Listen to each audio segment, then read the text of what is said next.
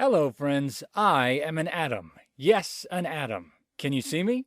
Oh, yes, I know you can see me on your screen, but I am just an imaginary picture of an atom. Real atoms are too tiny. You can only see them under a very special microscope. Actually, this big microscope can be called a machine.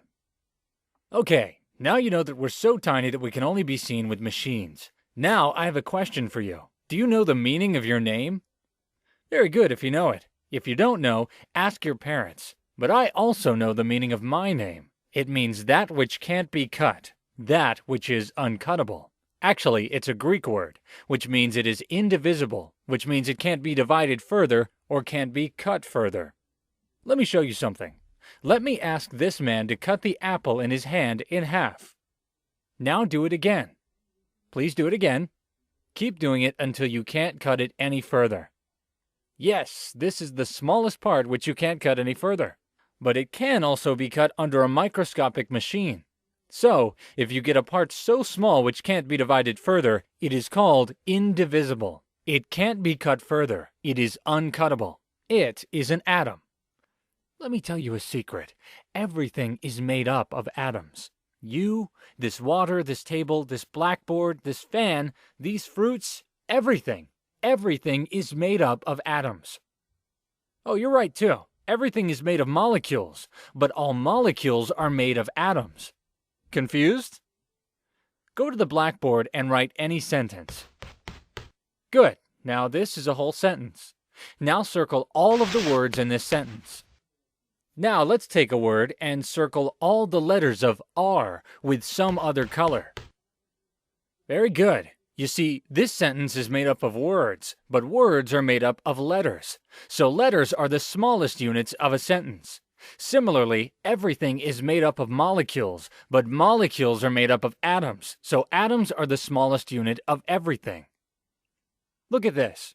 See, water is made up of water molecules, but water is made of atoms. There are 2 atoms of hydrogen and 1 atom of oxygen in each water molecule. So when atoms join together, they form a molecule. And when molecules join together, they form a thing. So now you understand. Good. So now, friends, now I would show my body. Yes, I would show different parts of my body. In the center of an atom, there is the nucleus. It is made up of even smaller parts. These are called protons and neutrons. Each of these protons carries a positive electrical charge. The neutrons are equally as heavy as protons, but don't carry any electrical charge. So, the nucleus of an atom is positively charged due to protons. Now, electrons are outside the nucleus. They are orbiting around the nucleus. The electrons carry a negative charge. The total negative charge of electrons is equal to the positive charge of the nucleus. So in total, an atom is neutral. The positive charge of the protons is neutralized by the negative charge of the electrons. So it is like +1 is neutralized by -1, and overall charge of an atom becomes 0. The electrons are moving outside the nucleus at a very high speed. Can they run away from the nucleus? No, they can't run away. Every atom has the same number of protons, electrons, and neutrons. So there is an attraction between equally strong negative and positive charges. Due to this attraction, electrons can't run away, as positively charged protons keep them pulled towards them. Hope this is all clear to all of you. Otherwise, you can always go back and see it again. Now let me explain how we atoms bond together to form a molecule. It's just like the letters getting together to form a word. Electrons keep moving in shells outside the nucleus. Each shell contains a fixed number of electrons.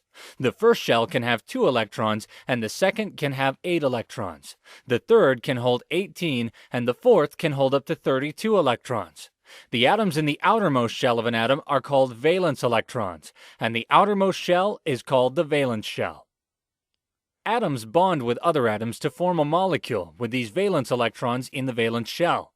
Remember one thing, atoms always keep trying to fill their shells. Take, for example, an oxygen atom.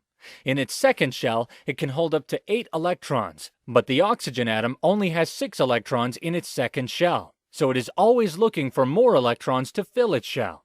Now, here is a hydrogen atom. It only has one electron in its outer shell, but it can hold 2 electrons in its shell. So it is also looking for more electrons. So the oxygen atom bonds with 2 hydrogen atoms to fill its valence shell by sharing 1 electron from each hydrogen atom. In this way, the hydrogen atom's requirement is also fulfilled, as they can also fill their shells to their capacity of 2 electrons in their valence shells. By combining together, they become water molecules. So friends, now you understand us. I am part of you. So learn us well by watching this video again and again.